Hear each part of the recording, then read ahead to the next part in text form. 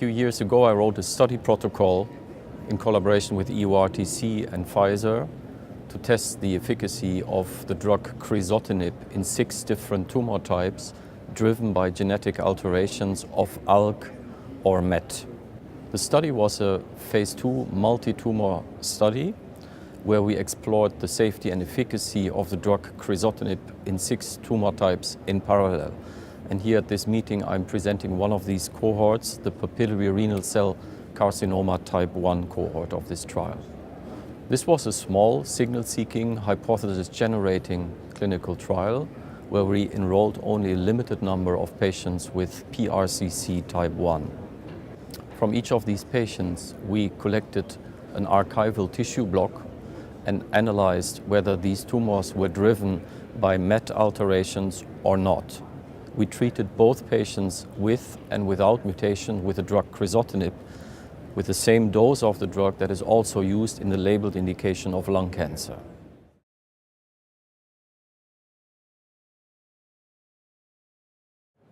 Our primary aim was to study the objective response rate that can be achieved with Crizotinib in these 2 subsets of this rare subtype of renal cell carcinoma. And we found in a very small number of patients with MET mutations that the response rate to Crizotinib was 50%. Half of the patients had a good response to the treatment, and patients were kept on treatment for a very long period of time. And this correlated with very good PFS and overall survival outcomes. In the reference group without mutation, we saw only sporadic responses and a much poorer progression-free survival and overall survival.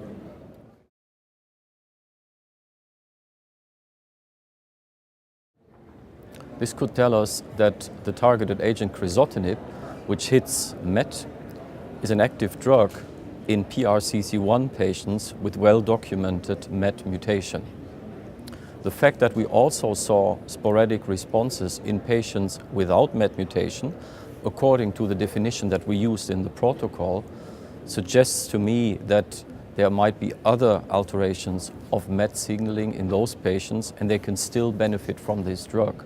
But the chance to respond and to gain patient benefit from such an agent is much higher than in patients who don't have MET mutations.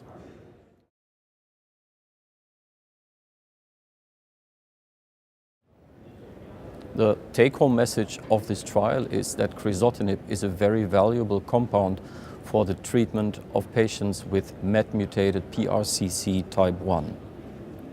PRCC type 1 is a very rare disease. It took us several years to collect a small number of patients and to find a handful of patients with MET mutation. It is extremely difficult to perform a large prospective or even randomized trial in this subset. So I'm not quite sure where this will take us in the future, because it's almost impossible to do a very definitive trial in such an orphan disease. But for the individual patient with this condition, PRCC type 1 with mutation of the MET gene, it is a very important treatment option.